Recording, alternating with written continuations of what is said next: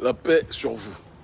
On a été coupé, donc on reprend là où on s'était arrêté, en disant à tous nos frères et sœurs de maintenir la mobilisation, de maintenir la contestation, où qu'ils se trouvent en Afrique de la zone franc.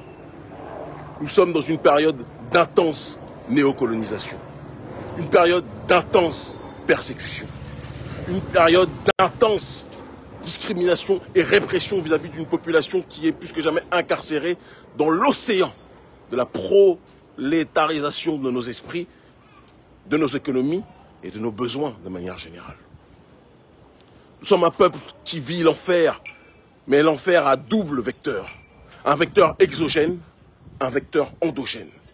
Un vecteur exogène avec l'oligarchie française qui, depuis la période de la colonisation, n'a jamais voulu laisser les Africains respirer et qui s'est empressé de signer avec les dirigeants qui venaient d'obtenir les prétendues indépendances, les accords léonins, les accords de coopération, d'accord, soi-disant, de coopération qui sont en réalité des accords de recolonisation de nos nations. Et des facteurs endogènes, ça va pas, avec des dirigeants africains corrompus. Doit-on tous les citer? Si je les cite jusqu'à mes 50 ans, 60 ans, j'y serai encore parce que la plupart de nos dirigeants en Afrique de la zone franc sont des dirigeants corrompus. On peut le dire? Est-ce qu'on peut le dire?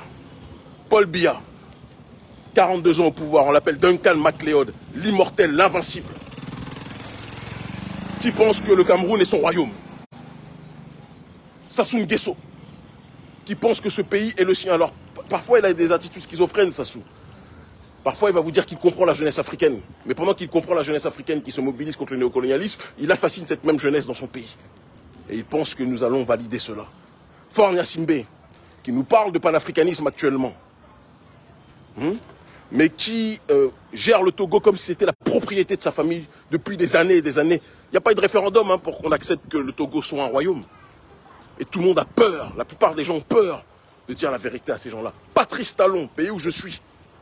Je pars en Éthiopie incessamment sous peu, d'accord, toujours dans le cadre de notre tournée mondiale des diasporas noires.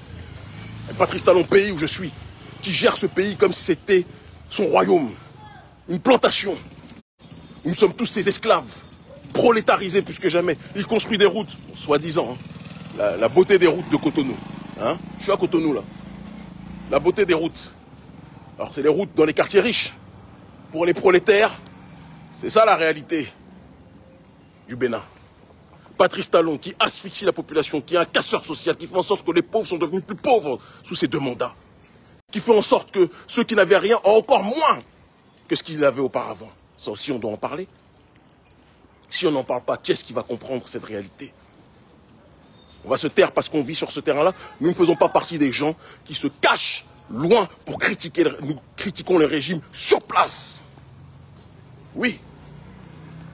Patrice Talon, dictateur, autocrate politique, qui asphyxie la jeunesse, qui corrompt la jeunesse, et qui fait en sorte que soit vous mangez dans sa main, soit vous mangez dans sa main, soit vous êtes ad vitam aeternam éteint dans ce pays. C'est la mentalité de Patrice Talon. Et on peut continuer avec tous ces dirigeants. Ces dirigeants doivent être combattus politiquement jusqu'au bout. Une contestation citoyenne panafricaniste, une jonction entre les forces patriotes de tous les corps, que ce soit la société civile, que ce soit les corps constitués, tout doit converger vers un processus de réel et de fondamental, bonjour mon frère, en ensemble, de fondamentale souveraineté, sans quoi on ne pourra pas avancer. Mes frères, je vous le demande, je vous en supplie, mes frères et sœurs, restons mobilisés. Ce combat est un combat de longue haleine. On a initié ce processus avec la contestation du franc CFA, qui n'est pas finie. On a obtenu quelques victoires symboliques, mais qui est loin d'être finie. Nous devons plus que jamais continuer le combat. Restons mobilisés. Accentuons la pression de Macky Sall à Patrice Talon, à Alassane Dramane Ouattara, à Mohamed Bazoum, eux tous à Azali. Eux tous doivent tomber. Politiquement, j'entends.